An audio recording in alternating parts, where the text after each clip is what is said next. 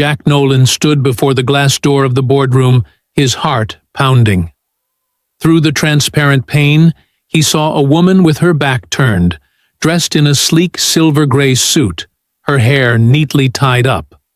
Her voice carried through the phone, cold, firm, as if she were commanding the entire world. Dana Whitfield, the HR officer, gently pushed the door open and gave a slight nod.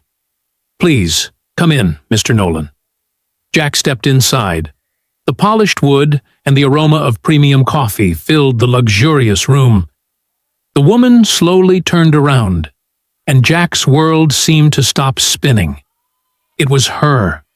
The very woman he had pulled over to help just 2 days ago on I-95, under the pouring rain, changing the shredded tire of a BMW. The woman whose hands were smeared with grease, whose eyes had been helpless, and who had introduced herself simply as Eve. But on the gleaming nameplate before him now, Jack read, Evelyn Pierce, CEO, Pierce Motors. Not Eve, not a stranger in need of help, but the CEO of the very company he was interviewing for, the most powerful woman he had ever met in his life. Her gaze locked onto him, showing no surprise. Only the faintest smile crossed her face, as if she had been waiting for this very moment. "Hello, Jack," Evelyn spoke softly, yet behind it lay something he couldn't quite grasp. "Thank you for coming. And thank you for that tire the other day." Jack stood frozen, his mouth dry. A flood of questions crashed in his mind. When had she known who he was? Was it all just a performance? Or was this her way of hiring people? Patrick Hale, the man seated next to Evelyn, cleared his throat, reminding them the interview had begun. But Jack understood clearly. The real interview had started 2 days ago. In the relentless rain. On I-95. When he chose to risk his shot at a future. Just to help a stranger. To understand why Jack was standing here, and why that decision changed everything, we need to go back to the beginning. This is the story of a single father living in a run-down trailer park in Tinicum Township, on the outskirts of South Philadelphia. Of a 9-year-old girl named Mia, the only light in his life, and of a choice most men would call foolish. But Jack's father once told him, "Son, sometimes what the world calls foolish is exactly what makes you a real man." And Jack was about to prove him right. If you want to know how that foolish decision opened new doors, hit subscribe so you don't miss this journey. And the question remains, can one small act on the side of a highway change a man's entire life, or even the fate of a giant corporation? Monday morning, 7:15 a.m., in the trailer park at Tinicum Township. The alarm clock had been blaring since 6, but Jack Nolan hadn't been able to sleep for a long time. He lay still, eyes fixed on the ceiling, counting the familiar cracks he had memorized over the past 3 years since the day Sarah was gone. On the small table beside the bed, the wedding photo in a simple wooden frame still stood there. Jack and Sarah in front of City Hall. She in an old white dress bought from a second-hand shop, her smile shining as if they were holding the whole world in their hands. Next to the photo sat a pile of bills. Jack didn't even need to open them. He knew each number by heart. $4,200 in unpaid hospital fees, $380 for utilities, $95 in credit card late fees.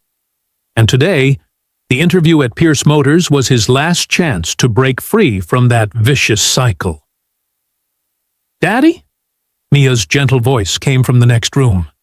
The 9-year-old girl, with her mother's blue eyes, always looked wiser than her age. "Up already, Angel?" Jack forced a smile, setting his feet on the icy floor. "Did you sleep well?" Mia stood at the doorway, clutching the old teddy bear, the last gift from her mother before she passed. "I dreamed of Mommy," Jack's heart ached. 3 years had passed, yet the pain never dulled. "What did Mommy say to you?" he asked, his voice hoarse. "She said, 'Daddy will be fine.'" She said I shouldn't worry. Mia sat beside him, her bright eyes shimmering. "Today's the interview, right, Daddy?" Jack nodded, brushing her hair. "That's right. At Pierce Motors. If I get the job, we'll have a real house?" Mia's voice was filled with hope, but hesitant, as if too much hope might shatter it. Jack smiled, promising, "Then I'll get you piano lessons, just like you always dreamed of." But the moment he said it, guilt struck him. It was a promise even he wasn't sure he could keep. By 7:35, in the small kitchen, Jack stood before the nearly empty fridge, a carton of milk close to expiry, a few slices of bread, a jar of strawberry jam. He made a sandwich for Mia, carefully cutting it into a heart shape, a habit from the days when Sarah was still there. "Daddy, why aren't you eating?" Mia noticed he only poured himself a cup of black coffee. "I'm full, honey." Jack smiled, though the truth was he had to save every bit. If today's interview failed, they'd have to survive the whole week on the $43 left in his wallet. He sat watching his daughter eat, each small bite slow, as if to prolong breakfast. Her hoodie was faded, her sneakers too tight, but Mia never complained. "Sweetheart," Jack said softly, "if I get the job, the first thing I'll do is buy you a new pair of shoes." Mia shook her head, smiling gently. "I don't need new shoes, Daddy. I just need you to come home earlier." The words cut through Jack like a knife. For months, he had worked from 7 a.m. to 8 p.m. at Quinn's Auto and Diesel. Mia stayed home alone, teaching herself, eating by herself, putting herself to sleep. No 9-year-old should have to grow up that fast. Around 7:50, before the cracked bathroom mirror, Jack struggled with an old tie bought from Goodwill for $3. The yellow stain near the edge wouldn't come out, no matter how many times he tried. "Let me help." Mia dragged a small chair over, tiptoeing to knot the tie for him. She had learned from a YouTube video the week before, practicing on her teddy bear. "You're amazing."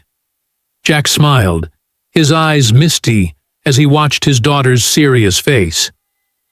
"Daddy's going to get the job," Mia declared firmly, "because Daddy is the best." Jack hugged her tightly, inhaling the scent of cheap shampoo in her hair. "I love you so much, Mia. You know that, right?" "I know. And Mommy loves you too. She's watching over you from heaven."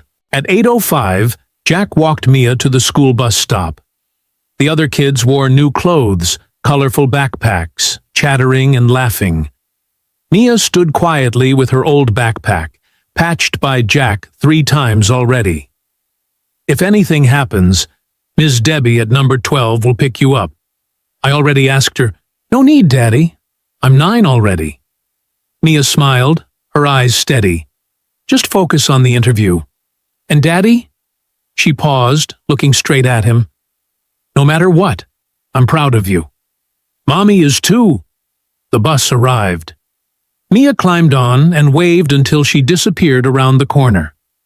Jack stood for another minute, swallowing the lump in his throat.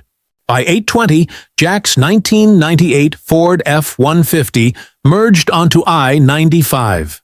The engine rattled, the old wipers smearing streaks across the windshield.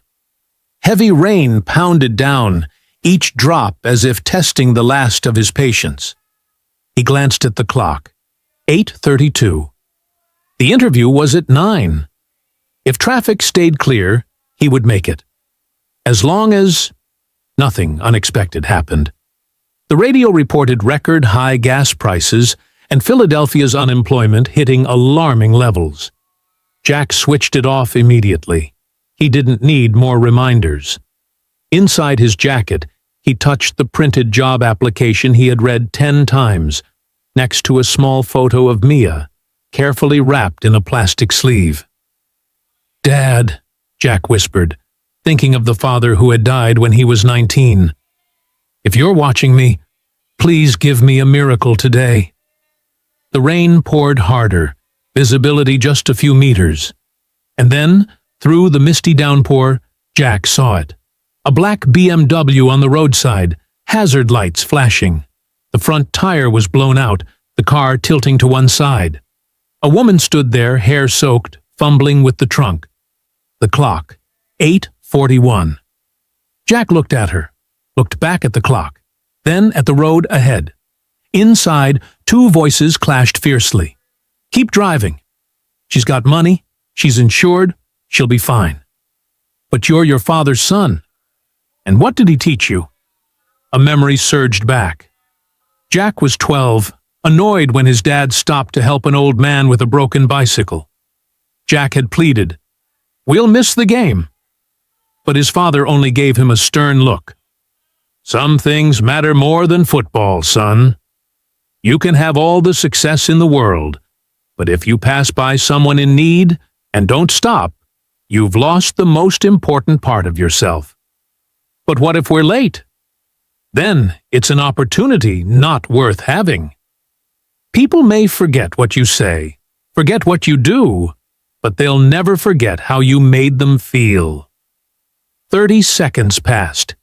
Jack sighed, flicked on the blinker, and pulled over. He cut the engine, sitting still, gripping the steering wheel tightly.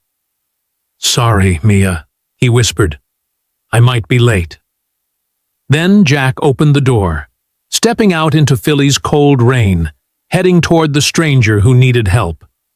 Never knowing this decision would change his entire life. Around 8:43 a.m., roadside of I-95 through South Philly. Rain pelted Jack's shoulders like tiny stones. He pulled his hood up, clutching tightly his father's old toolbox, the only thing left from the man who had taught him everything about fixing cars and about being a man. Hearing footsteps, the woman turned around.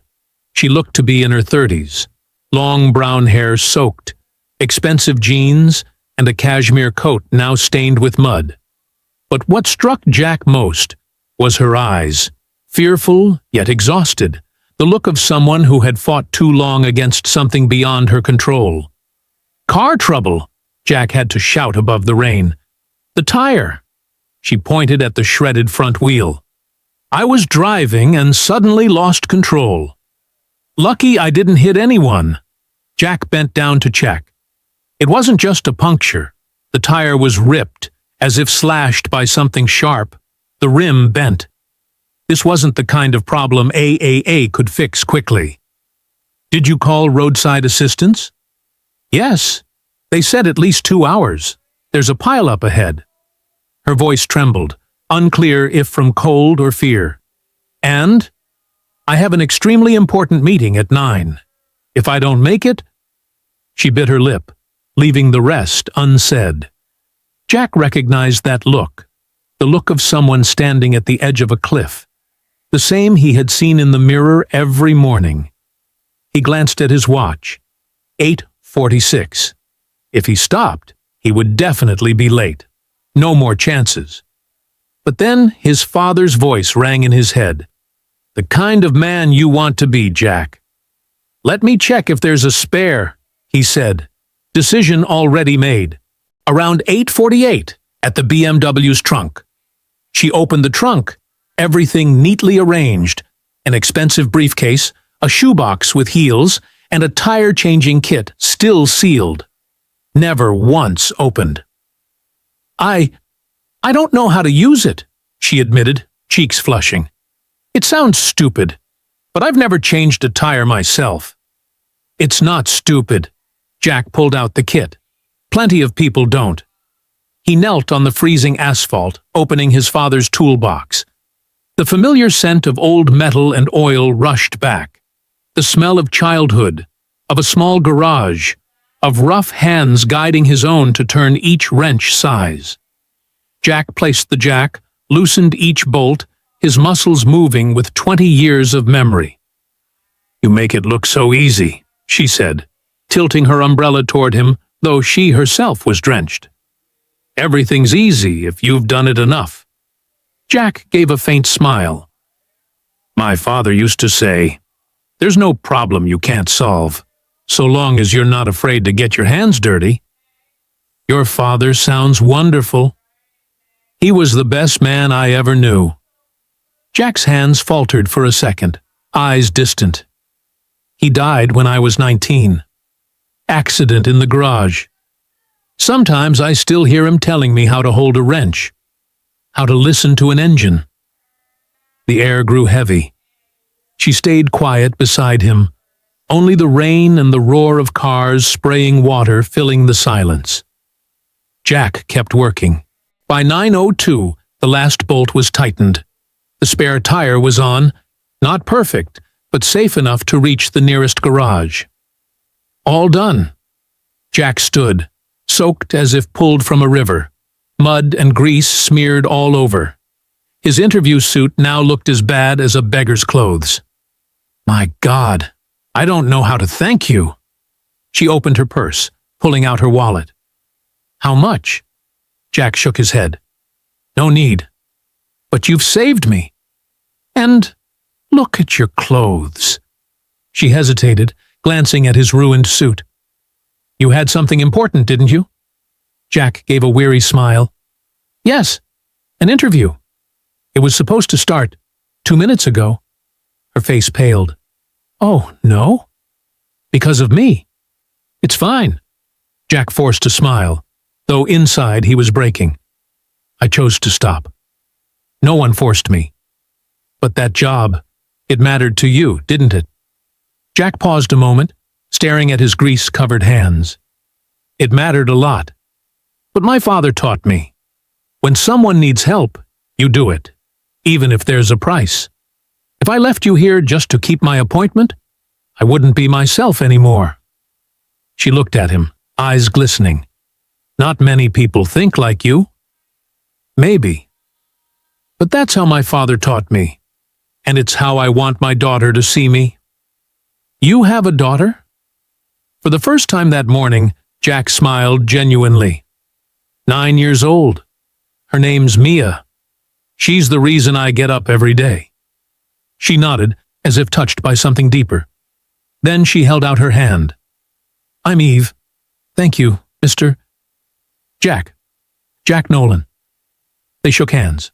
Her hand was soft, but her grip firm. Jack Nolan, she repeated, as if engraving it in memory. Your interview.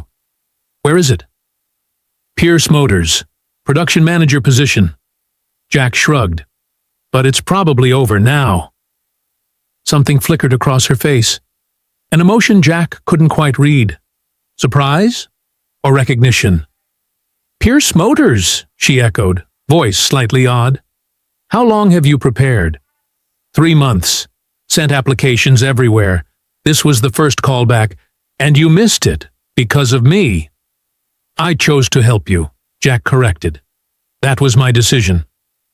She stood in the rain, gazing at him as though trying to see past his guard.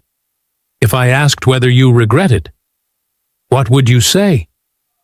Jack thought of Mia, of the pile of bills, of the cold trailer, of the fragile future. Then he thought of his father, of the values, of the example he wanted Mia to be proud of. No. His answer surprised even himself with its relief. Maybe I'll pay the price, but at least tonight, I'll sleep easy. A smile flickered on her lips, sad yet full of respect. You're a rare man, Jack Nolan. Don't let anyone tell you otherwise. She got into her car. Before closing the door, she turned back. That interview at Pierce Motors. Don't give up. Sometimes things happen for a reason. What do you mean? You'll see. She smiled, mysterious. And Jack? Some things are worth more than money. But there are also people who know how to repay kindness. Before Jack could ask, the door shut. The black BMW sped off, taillights fading in the rain. He stood frozen, drenched and ragged, checking his watch. 9:14. Too late. Around 9:35, on the way back to Quinn's Auto and Diesel. Jack drove in silence. The wipers worked tirelessly, counting down the seconds of the chance he'd lost. He opened his phone. One missed call from Pierce Motors HR at 9:07. He didn't call back. What was the point? To apologize? To explain he had stopped to help a stranger? Who would believe such a story that sounded absurd? His phone buzzed. A text from Ms. Debbie, the neighbor. "Mia's home safe. She asked if there's any news. I told her not yet. She said she'll wait for you at home." Jack sighed. How could he look into her eyes and say, "Daddy failed again"? He pulled into Quinn's Auto and Diesel, a small garage with a rusted sign, the smell of oil, the clang of metal. For 3 years, this had been his place. $15 an hour, enough to survive, never enough to escape the loop of poverty. Mr. Quinn, a gaunt man in his 60s, salt and pepper beard, looked up as Jack walked in, frowning. "Nolan? Thought you took today off for an interview?" "I did." Jack peeled off his wet coat, pulling on his old work blouse. "Didn't make it." "Late?" "Stopped to help someone with a flat." Quinn stared at him as if he'd said he came from Mars.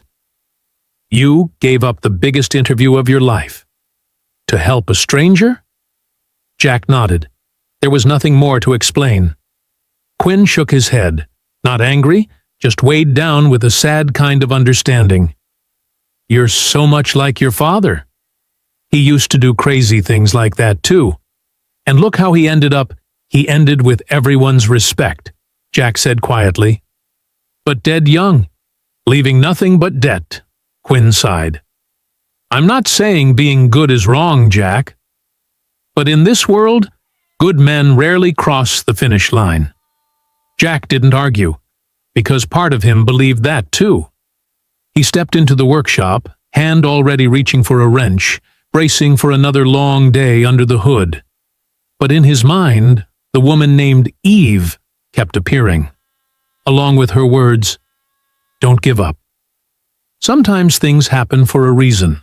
Around 3:45 p.m. at Quinn's Auto and Diesel, Jack lay beneath a 2008 Chevy Tahoe, sweat beading even though it was still cold outside. He was replacing the suspension, a 3-hour job for $180, of which his share was $45. From the office, the radio drifted out. "Pierce Motors announces a new parts supply contract worth $50 million. CEO Evelyn Pierce states the company is expanding." Jack's hands paused. Evelyn Pierce, CEO of Pierce Motors. The woman he should have met that morning. He briefly wondered whether she was the cold, profit-only type of leader, or someone who genuinely cared about workers. Then he brushed it aside, no use thinking about it. The chance had slipped away. "Nolan!" "Phone," Quinn called from outside. Jack slid out and wiped his hands on an oil-stained rag. "Who is it?" "Not sure." A woman's voice. "Sounds important." His heart sped up. He hurried into the office and picked up, "Jack Nolan speaking." "Mr. Nolan, this is Dana Whitfield from Human Resources at Pierce Motors." A professional, courteous female voice. "We noted that you didn't make it to the interview this morning." Jack swallowed. "Yes, I'm sorry. I was delayed because a flat," Dana gently cut in. "We understand. These things can happen. We'd like to know if you're still interested in the position." Jack froze, unable to believe his ears. Yes, very interested." "Good. We'd like to reschedule the interview tomorrow, 9 a.m. Can you make that?" "Yes, absolutely," Jack nearly blurted, making Quinn glance over in surprise. "Wonderful. We'll send a confirmation email in a few minutes. Please don't be late this time, Mr. Nolan." "No, ma'am." "Thank you. Thank you so much." The call ended. Jack stood there gripping the phone, eyes wide as if he hardly dared to believe it. "What happened?" Quinn asked. "They gave me another interview. Tomorrow." Quinn scratched his head. "Strange. Pierce Motors isn't exactly known for second chances." "Doesn't matter," Jack beamed. "What matters is I've got another shot." But in his mind, one question kept echoing. Why? Why would they give him another try? By 6:30 p.m., at the Tinicum Township Trailer Park, Jack pushed the door open, body exhausted, but heart far lighter than in the morning. Mia sat at the kitchen table doing math, looking up with eyes both hopeful and cautious. "Daddy?" "Daddy's home, sweetheart." "The interview, how did it go?" Jack sat beside her, gently smoothing her hair. "Daddy didn't make it this morning." Mia's face paled slightly. "Why? Is that?" "Daddy stopped to help someone with a flat on the road." She looked at him, silent for a moment, then nodded slowly. "Mom used to say, Daddy would give away his last dollar to help a stranger." "Are you mad at Daddy?" Mia shook her head hard. "No. Mom also said that's why she loved Daddy, because Daddy always did the right thing, even when it was hard." Jack hugged her, eyes stinging. 9 years old, and she understood him better than many adults. "But hey, Daddy's got good news." He leaned back, smiling. Mia's eyes lit up at once. "They called Daddy. Gave Daddy another interview." Tomorrow Mia squealed softly and threw her arms around his neck. "Really, Daddy? Really? Really? This time Daddy won't miss it." Daddy promises dinner was only pasta with canned tomato sauce, but there was more laughter than the whole week combined. Mia talked about school, an essay she got an A on, and how she helped a friend with math. "You're just like Daddy," Jack said. "How do you know?" "Because you like helping people, too." Mia smiled. "I learned it from Daddy." When Mia went to bed, Jack sat under the dim yellow light at the small kitchen table. He opened the old laptop, a gift from a charity, reading the confirmation email from Pierce Motors. "Dear Mr. Nolan, we are pleased to schedule an interview with you at 9 a.m. tomorrow at Pierce Motors headquarters. You will meet Ms. Dana Whitfield and Mr. Patrick Hale, Chief Operating Officer. We look forward to seeing you. Sincerely, Pierce Motors Human Resources Department." He read it over and over. Something still nagged at him. Big companies rarely gave second chances, especially to a South Philly mechanic without a college degree. But he decided to set that thought aside. This was an opportunity, and he wouldn't waste it. Jack carefully hand-washed his only tie, then pressed his suit, trying to drive out the oil smell that had soaked into the fabric. Before bed, he looked up at the wedding photo on the table. Sarah beaming, arms tight around him. "Hey, honey," he whispered. "If you're out there watching me, help me, okay? I need some luck for tomorrow." For Mia. As if in reply, a light breeze slipped through the cracked window, and the curtain gently swayed. Jack smiled faintly, turned off the light, and tried to coax himself to sleep. The next morning, 7 a.m., Jack woke before the alarm. Lying in bed, he rehearsed interview questions. Why do you want to work at Pierce Motors? What is your greatest strength? Tell us about a time you had to face difficulty. He had answers for all of them, but the worry still lingered. Would they see only a poor mechanic? Someone who didn't belong in that gleaming corporate world? "Daddy, are you up?" Mia stood at the door, her hair soft and tousled. "I'm up, sweetheart. I repressed your tie. I woke up last night and saw it was still wrinkled, so I pressed it again." Jack looked down at the table. The tie lay crisp and neat. "You did that? In the middle of the night?" Mia nodded. I want Daddy to look really sharp. He hugged her, swallowing hard. You're the best thing that ever happened to Daddy, Mia. They had toast and strawberry jam for breakfast. Simple, but warm.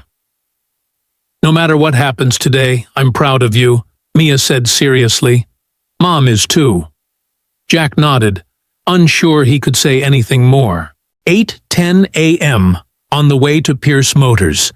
Clear skies, no rain, no obstacles. Jack drove carefully, stayed within the speed limit, and built in time for anything unexpected. At 8:45, he parked in front of a 6-story glass building glittering in the morning sun, a world entirely different from Quinn's auto and diesel. He sat in the car for a few more minutes, inhaling deeply. You can do this. For Mia. For Sarah. For Dad. He stepped out, suit freshly pressed, wearing the tie Mia had fussed over. In his breast pocket, Mia's small photo, his good luck charm, rested snugly. The glass doors slid open. A lobby of gleaming marble, high ceilings, lush green planters. The scent of fine wood and premium coffee drifted lightly. The receptionist, a young woman in a navy suit, smiled professionally. Good morning. How can I help you? I'm Jack Nolan. I have a 9 a.m. interview. She checked the screen. Yes, Mr. Nolan. Ms. Whitfield will be right down. Please have a seat. Jack sat on a soft leather sofa, softer than anything he'd ever sat on. He looked up. Art on the walls, a digital board updating achievements, employees striding confidently with iPads and expensive coffee cups. He felt like a fish out of water. Mr. Nolan? He looked up. A woman in her early 40s, blonde hair neatly tied, gray suit, a warm yet polished smile. I'm Dana Whitfield. Nice to meet you. Jack stood to shake hands, his palm slightly damp. Thank you for giving me a second chance. Not at all. Sometimes life has its surprises, Dana said, though her tone seemed to hide something, as if she knew more than she was saying. Please, follow me. They walked down a long hallway, glass walls looking into an open space. Employees at large monitors, online meetings, whiteboards crammed with diagrams. Pierce Motors has 800 employees here, and 2,000 at the Camden plant, Dana explained. We manufacture high-precision engine components for automakers nationwide. I know, Jack replied. I've done my research. Ms. Pierce took the company from the brink of bankruptcy to number 3 in the industry in 5 years. Dana looked at him, surprised in a good way. You've prepared well. I want them to see I'm serious. They stopped before a large boardroom. Glass walls, a glossy long table, a massive TV screen. Please go in.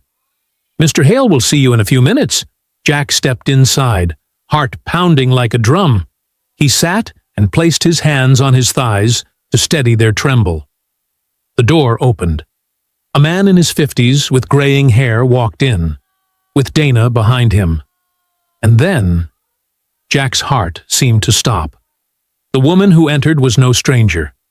Eve, the one he had helped on I-95. But now she wore a sleek silver-gray suit, hair neatly up, high heels, radiating unmistakable power. On the nameplate on the table, the letters shone clear. Evelyn Pierce, CEO, Pierce Motors.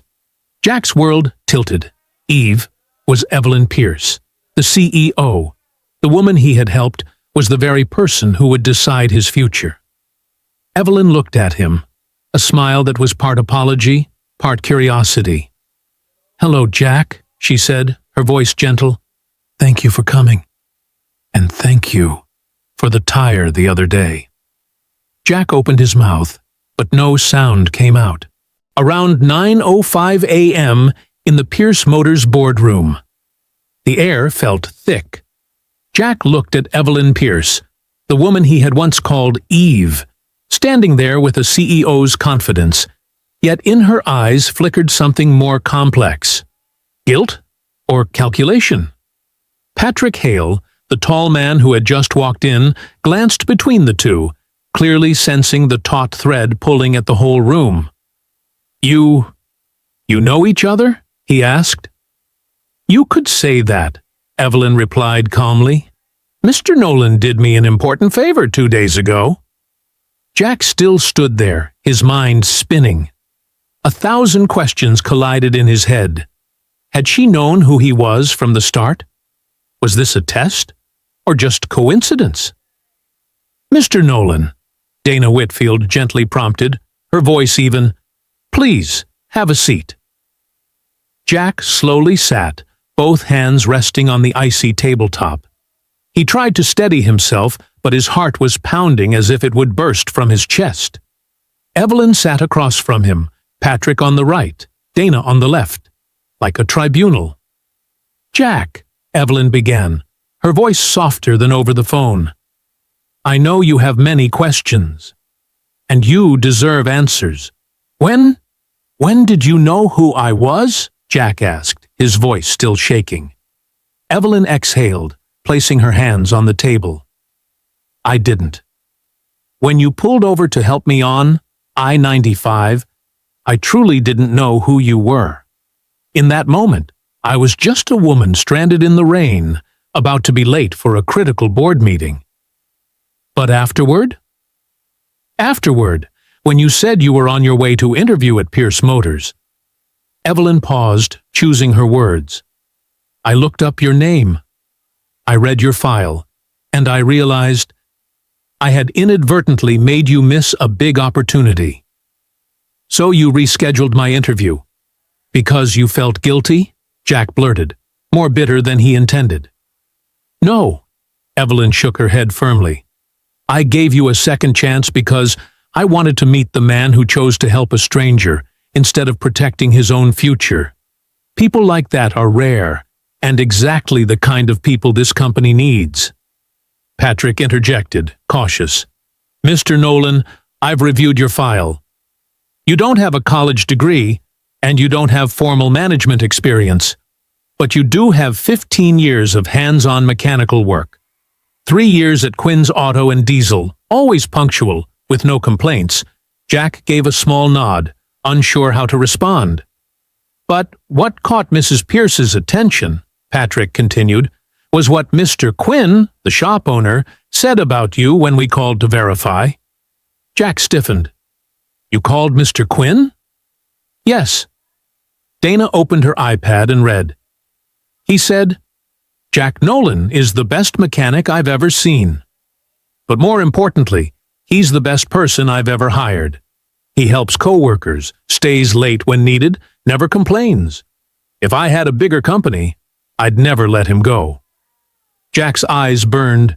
Mr. Quinn had never said those words in front of him.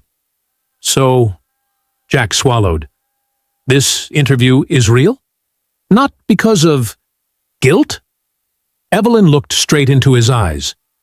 "Jack, if I wanted to repay you, I would have written you a check.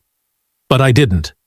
Because what you did on I-95 says more about who you are than any diploma ever could." "And character can't be taught," Patrick added. "Management skills can be trained. Processes can be learned. But integrity, loyalty, and kindness cannot." Jack felt something melting in his chest. The armor, the doubt. But the fear was still there. "I'm not sure I'm good enough," he admitted, voice hoarse. "I'm just a mechanic from a trailer park. I don't know how to run a plant, manage hundreds of people." "But you know how to fix machines," Evelyn replied. "You know how to listen to problems, and most importantly, you know how to treat people like people, not cells on a spreadsheet." She paused, her gaze softening. "My father, the founder of Pierce Motors, used to say, 'A company isn't built by machines. It's built by people.' He passed away 3 months ago. Before he died, he worried I was losing his vision. that I was letting the board turn Pierce Motors into a profit-optimizing machine instead of a place people were proud to work. Evelyn's voice trembled slightly. For the first time, Jack saw the CEO veneer crack. That morning, on my way to a meeting to approve cutting 150 jobs to boost margins, my tire blew. I stood in the rain, helpless. For the first time in years, I wasn't Pierce's CEO, I was just a woman who needed help. She looked at Jack. And then you appeared. A stranger, headed toward the most important thing in his life. But you still stopped. Not because you knew who I was. Not for a trade. Simply because your father taught you that helping is the right thing to do. Evelyn lowered her head and gently dabbed at the corner of her eye. While you were fixing the tire, you talked about your father. How he taught you. How you lost him, but still lived by the values he left you. And I realized that's exactly what my father wanted me to look for at Pierce Motors. Not the best person on paper, but the person with the right heart. The boardroom fell silent. Patrick and Dana stared at Evelyn in surprise, clearly not the sort of statement their CEO gave every day. Jack sat motionless, his emotions hard to name, part moved, part still wary. "Why didn't you tell me the truth from the start?" he asked. "Why hide your identity?" Evelyn sighed. "Because I wanted to know who you were when you didn't know who I was. I live in a world where everyone wants something from me. Contracts, promotions, influence. I can't remember the last time someone treated me like a regular person. But you did, and I needed to know that was real." Jack looked into those tired, lonely eyes, a loneliness he knew too well. "I'm sorry I wasn't straightforward," Evelyn said sincerely. "If that makes it hard for you to trust me, I understand. But I hope you'll give me a chance to prove this offer is real. I'm looking for a leader, not just an employee, and I believe you can be that person." Jack looked down at his calloused, scarred hands, the hands of his father, of the workers he toiled alongside. "If I accept," he said slowly, "I have 2 conditions." Evelyn nodded. "Name them." "First, I need 2 weeks to train a replacement at Quinn's. Mr. Quinn gave me a job when no one else would. I can't just leave him." Patrick glanced at Evelyn, waiting on a decision. She smiled. "Agreed. That shows loyalty. And the second?" Jack drew a deep breath. "I want to invite you to dinner at my home. With my daughter, Mia. No fancy restaurant, no business talk, just a simple dinner in the trailer. If I'm going to work for you, my daughter needs to know who you are.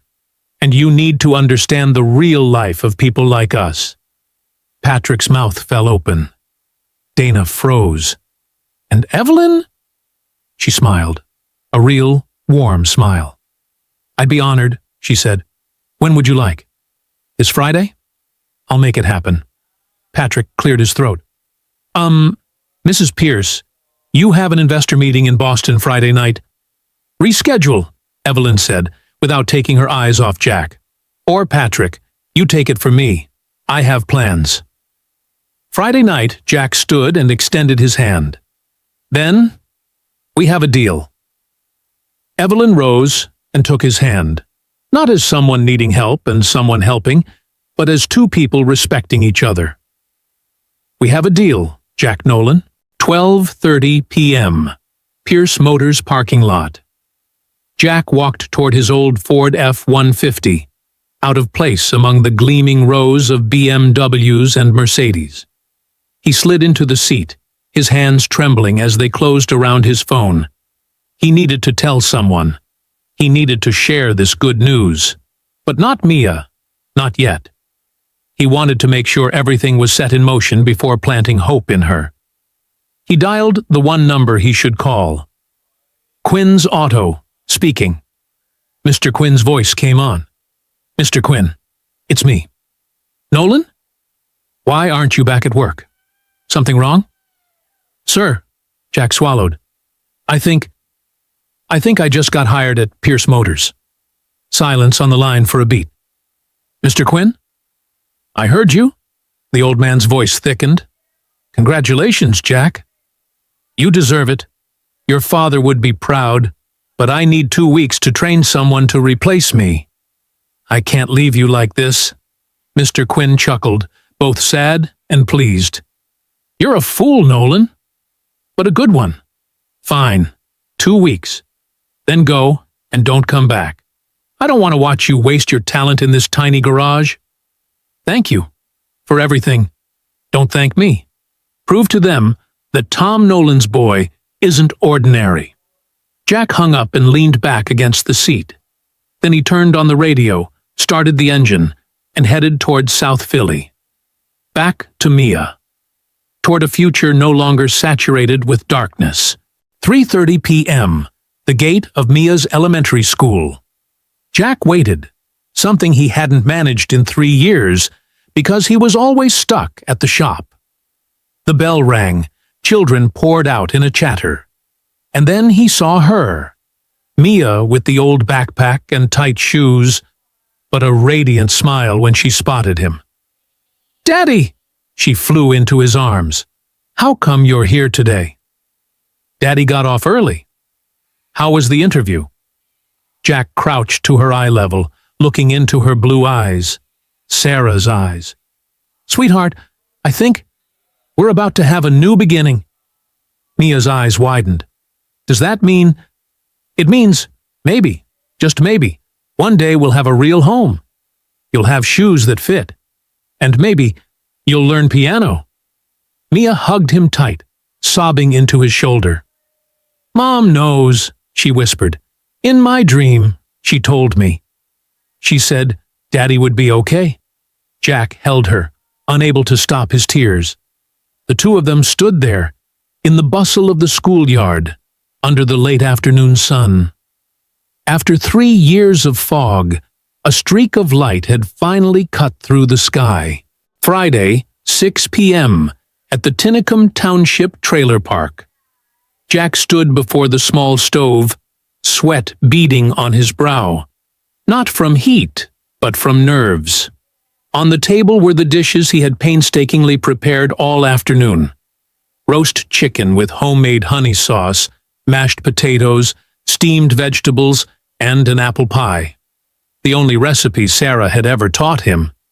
Not fancy, but sincere. Daddy, it looks beautiful, Mia clapped, wearing her nicest floral dress, slightly tight, but still presentable. She had spent the whole afternoon tidying the house, wiping every corner, stacking her books neatly. Do you think she'll like it? Jack asked, his voice fluttering. Daddy, Mia took his hand, serious. If she's really as kind as you say, she won't care where we live. She'll care who we are, a 9-year-old child, but thoughts as mature as an adult. At exactly 6:30, a car pulled up outside. Not a glossy BMW, but a navy blue Honda Accord. Ordinary. The door opened and Evelyn Pierce stepped out. Jack almost didn't recognize her. No power suit, no high heels. Instead, jeans, a gray sweater, hair down naturally. In her hands were a bottle of wine and a box of chocolates. Hello, Jack. She smiled, a bit hesitant, like someone stepping into unfamiliar territory. Hello. Evelyn? Jack replied, feeling strange to use her name instead of her title. Please, come in. Evelyn stepped into the small trailer. Her gaze swept around, not scrutinizing but genuinely curious. A small living room, a patched old sofa, an old TV, but everything was clean and tidy. Photos on the wall, Jack and Sarah on their wedding day, newborn Mia, a family snapshot from a picnic. Your home is lovely, Evelyn said, so sincerely that Jack believed her at once. Mrs. Pierce, Mia ran out, then stopped at a respectful distance. Evelyn knelt to Mia's eye level. Hello, Mia. You can just call me Evelyn, Mrs. Evelyn, Mia corrected, still keeping her manners. Thank you for giving Daddy a job. Evelyn smiled warmly. No, I should thank you. Because you have such a wonderful dad. Mia grinned and tugged Evelyn's hand. Do you want to see the garden? Daddy and I grew tomatoes and beans. Jack started to stop her, afraid Evelyn might feel awkward. But she had already let Mia lead her out back. 6:45, in the small backyard garden behind the trailer. A narrow strip of earth Jack had dug up for planting. A bean trellis tied with bamboo he had lashed together himself. Tomato plants bearing fruit. A few neat rows of greens. Daddy says we grow plants to remember that everything needs time to grow, Mia explained in a grown-up tone. Like dreams. You can't rush them. Evelyn looked at the young plants. You're right. The best things all take time. Mom said that too, Mia said softly. Before she died. Evelyn paused. You miss your mom a lot, don't you? Mia nodded. Every day. But Daddy says Mom is still with me. In my heart. Sometimes I can feel it.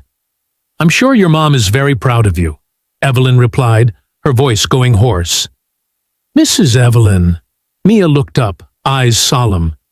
You lost someone too, didn't you? Evelyn was surprised. How did you know? Because of your eyes. When you looked at the photos in the house, your eyes were like Daddy's when he looks at Mom's picture.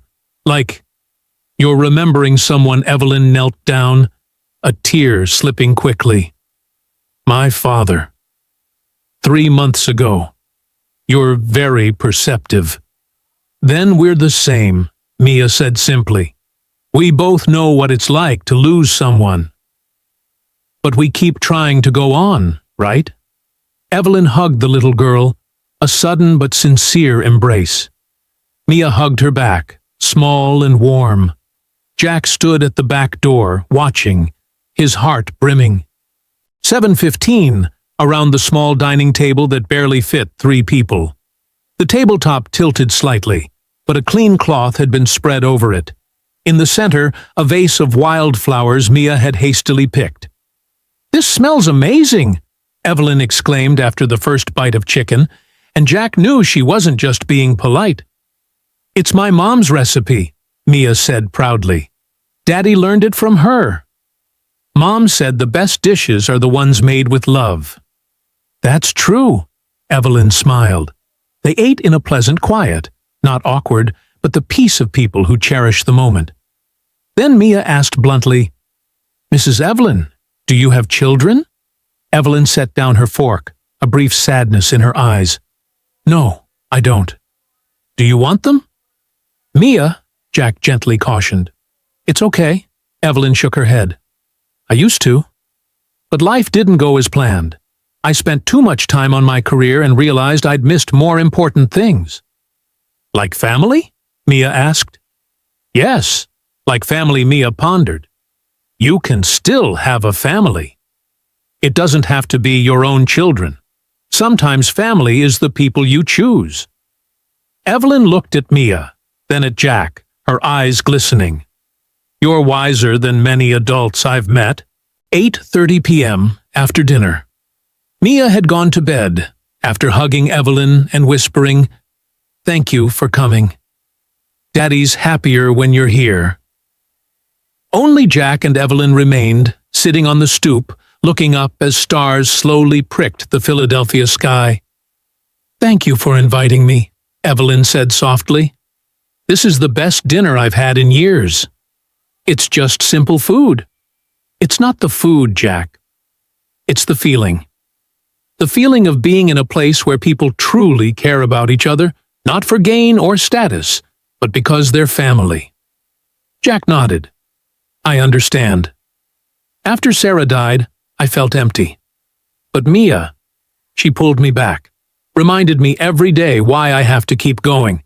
She's special, Evelyn said, like her father. Silence for another beat.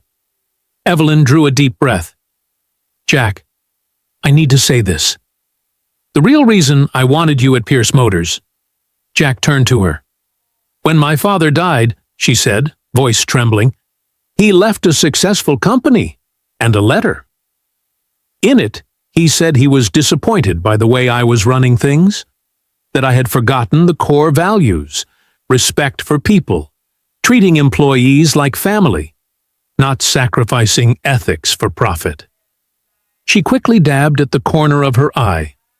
He wrote, "There will come a day when you realize success means nothing if you can't recognize yourself in the mirror. Find the people who remind you what truly matters. When you find them, don't let them go." Evelyn looked straight at Jack. "The day you stopped to help me on I-95, knowing you'd miss the biggest chance of your life, I realized you are exactly the kind of person my father meant. Someone who keeps his values when everyone else is losing theirs." Jack couldn't find words. "That's why I don't just want you working for me," Evelyn continued. "I want you to help me rebuild Pierce Motors the way my father hoped. A place where people are respected, where those like you, skilled, principled, even without degrees or connections, still have the chance to rise." "And the board." Jack hesitated. "They'll oppose it," Evelyn nodded. "They want maximum profit, slashed costs, people replaced by machines. But I hold 51% of the shares, and I've decided I'll do it my father's way, not theirs." She grew solemn. "But I can't do it alone. I need people to stand beside me, people who understand that humans aren't costs to cut, but assets to invest in." Jack looked at the star-sprinkled sky, thought of his father, of Quinn, of the workers he'd labored beside, skilled hands so rarely recognized. "All right," he said, "I'll help you. Not because you're the CEO, but because you're trying to do the right thing. And that I can support." Evelyn smiled, a genuine, warm smile. "Thank you, Jack. My father would have liked you very much, and my father would have liked you," Jack replied. They sat a while longer, quiet, peaceful like old friends. Then Evelyn stood. "I should go. Thank you for a wonderful evening. Thank you for coming. And for seeing us." "Jack," Evelyn said, her voice earnest, "ever since that day on I-95, I've seen you. For the man who deserves more than life has given him. It's time to change that." The Honda backed out of the spot. Jack watched the taillights fade, then looked up at the sky. "You see that?" he whispered to his father. "I kept my word.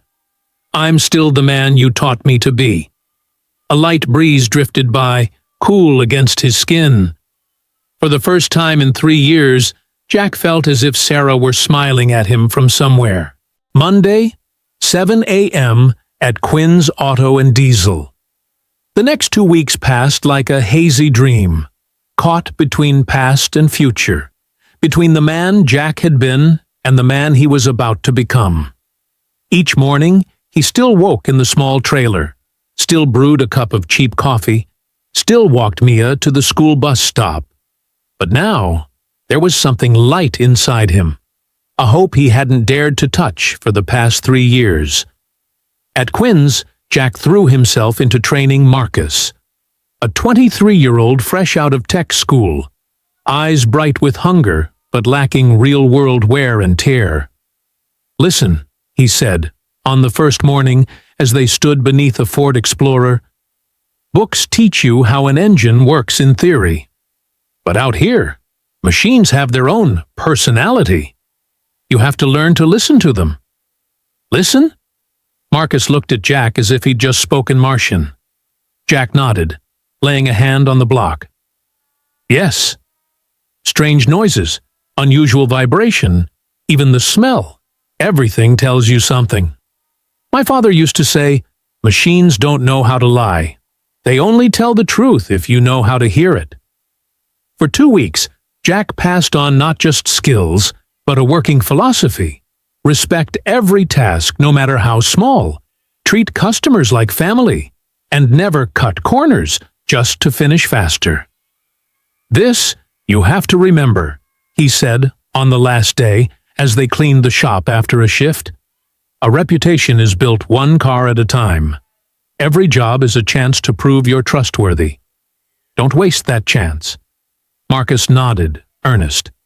Jack, why don't you open your own garage? With your skills, you could be the boss. Jack gave a sad smile. I thought about it, but opening a garage takes capital. When my wife got sick, every dollar went to the hospital. Sometimes life doesn't give us what we want. It gives us what we need to become better people. Friday afternoon, 5:30. The last day at Quinn's. Jack stood in the middle of the shop, taking in the space as familiar as a second home. The smell of oil, the clink of metal, the dim hum of fluorescent lights, all etched into the 3 years of his life. Mr. Quinn came out of the office holding an envelope. Here, he said, handing it to Jack. 2 weeks' final pay, plus a little bonus. Jack opened it and froze. Mr. Quinn, this amount— I know, the old man cut in. Consider it a reward for 3 years of hard work. And to buy Mia a decent pair of shoes, Jack swallowed hard. You didn't have to. I did. Quinn placed a hand on his shoulder. When I hired you 3 years ago, I didn't think you'd stay long. A man with your hands would find somewhere better sooner or later. But you stayed. Low pay, heavy work, because you're loyal. That's rare in this line of work. You gave me a job when no one else would, Jack said quietly. I'll never forget that. Quinn nodded, eyes rimmed red. Go do something big, Jack Nolan. Show them that Tom Nolan's son isn't just a great mechanic. He's a great leader. The two men shook hands, a firm, lingering grip that held everything hard to say out loud. Jack turned and walked through the shop doors one last time. The F-150 rolled out of the lot. In the rearview mirror, Mr. Quinn still stood there waving, smaller and smaller until he disappeared. Sunday, 9 p.m. at the trailer park.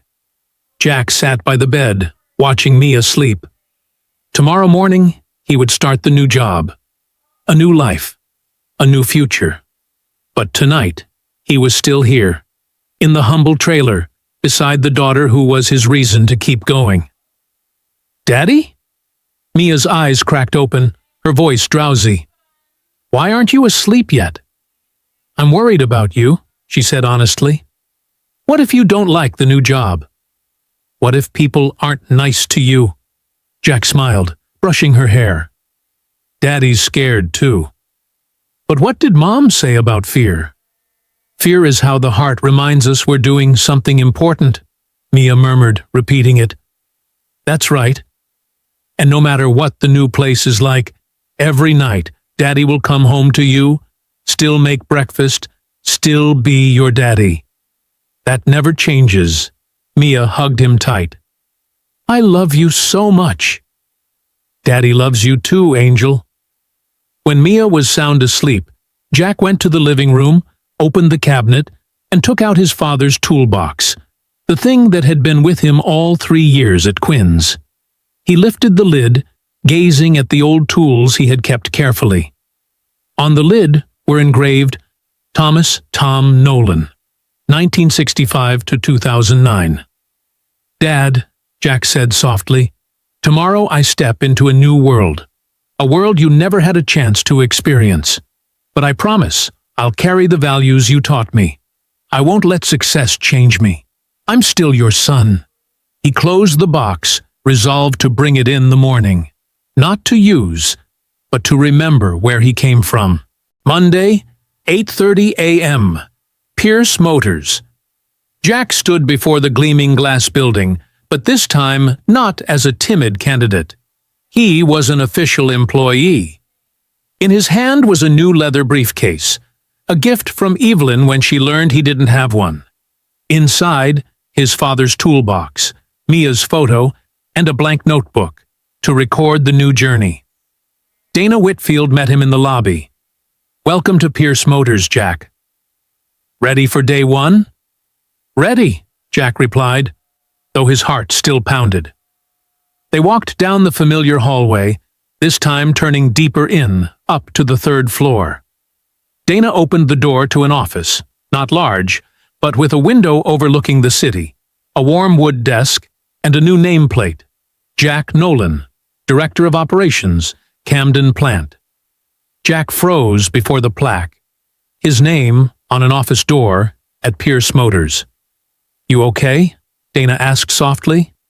"I just need a minute," Jack admitted, eyes burning. Dana nodded and closed the door to give him a private moment. Jack stepped inside and set down his briefcase. He placed the toolbox on the shelf beside Mia's newly framed photo. He snapped a picture and sent it to his daughter. "Daddy made it to the new workplace. Daddy loves you." The reply came at once. "Yay! I'm proud of you, Daddy." A knock on the door. Evelyn stood in the doorway, gray suit, neat, a warm smile. "Good morning, Jack. How does it feel?" "Like I'm dreaming," Jack smiled. "Afraid I'll wake up any minute." Evelyn stepped in, eyes falling on the toolbox. "Your father's?" "Yes. I want to remember that even if I sit in an office, I'm still the son of a mechanic. And I'm proud of that." "That's exactly why I want you here," Evelyn said. "Today you'll meet the Camden Plant leadership team. Some will be skeptical. Why a South Philly mechanic got vaulted up. They'll test you. I'm ready. I know. And remember, you don't need to prove you're like them. You need to prove what makes you unlike them. That's your strength." 10 a.m., 5th floor conference room. Jack entered. Around the long table sat 6 people, 3 men and 3 women, all older than he was, suits sharp, eyes appraising. Patrick Hale sat at the head. "Everyone, this is Jack Nolan, the new Director of Operations for Camden Plant." "Jack, this is the senior management team." Jack sat, feeling the layer of skepticism in the air. A silver-haired man, Thomas Brennan, Chief Financial Officer, opened. "Mr. Nolan, your resume is unusual. No MBA, no senior management experience. Why do you think you're right for this role?" Jack drew a deep breath.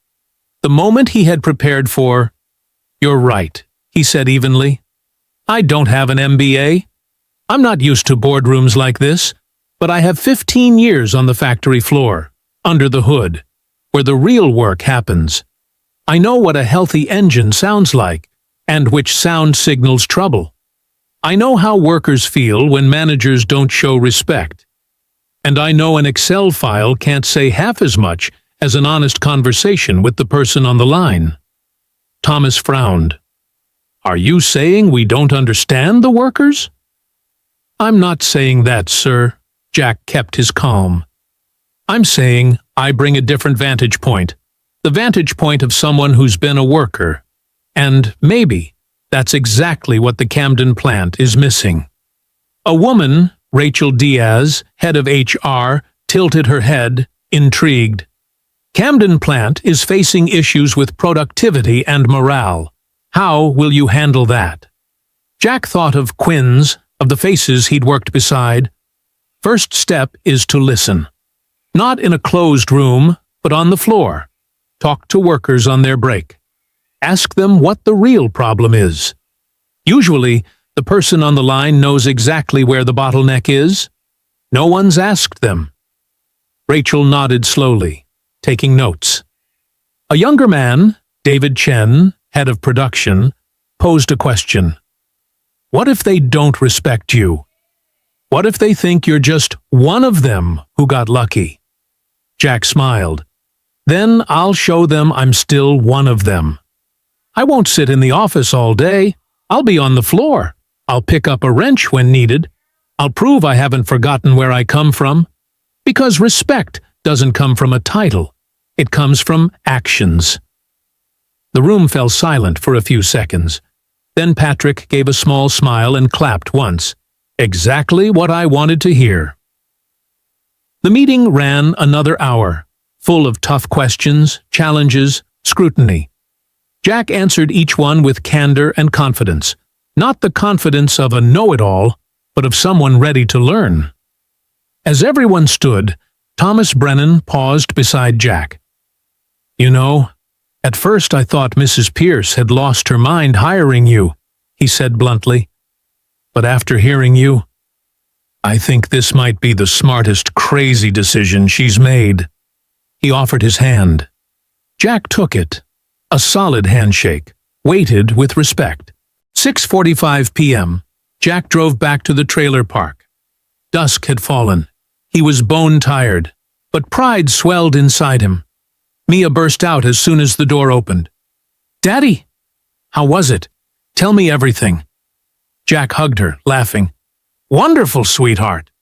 Hard, a little scary, but wonderful." "I knew it," Mia beamed. "I knew you could do it." Dinner was simple. Spaghetti with meat sauce. Mia shared stories from school. Jack talked about the new office, the new people. When Mia went to bed, Jack sat at the kitchen table and opened the blank notebook. On the first page, he wrote, "Day 1 at Pierce Motors. Today, I stepped into a new world. But I didn't come empty-handed. I brought my father's lessons, Sarah's love, and Mia's hope. And I promise I will never forget who I am, no matter who I become." He closed the notebook and looked out into the dark window. A new journey had just begun. Thus Jack's journey pauses at this milestone. Leaving Quinn's, placing his father's toolbox on the shelf of his new office, and writing the first line of another life. A single father, a promise to his daughter, and an opportunity that could change the future. But this is only the beginning. In episode 2, Jack will step into the real grounds of the Camden plant, where machines roar endlessly, but human hearts have long fallen silent. There, he will have to confront the skepticism of old management and the exhaustion of 532 workers. Choose between beautiful numbers and the ugly truth on the factory floor. And in an unexpected late night, when the main assembly line grinds to a halt, make a decision that could burn away the fragile opportunity just sparked. Which side will Evelyn take when the board begins tightening budgets? What move will Thomas Brennan strike next? And Jack's promise to Mia, "No matter what, every night Daddy will come home to you." Will it be tested? If you're curious what Jack will do when forced to trade one thing for another, don't miss episode 2. If this story touched something inside you, hit like so the algorithm knows you want to see Jack again. Hit subscribe and ring the bell so you won't miss episode 2 the moment it drops. Leave a comment. In your opinion, what will be Jack's toughest challenge at Camden? Machines, people, or his own fear? See you in episode 2. Camden, where numbers don't lie, but only people can tell the truth.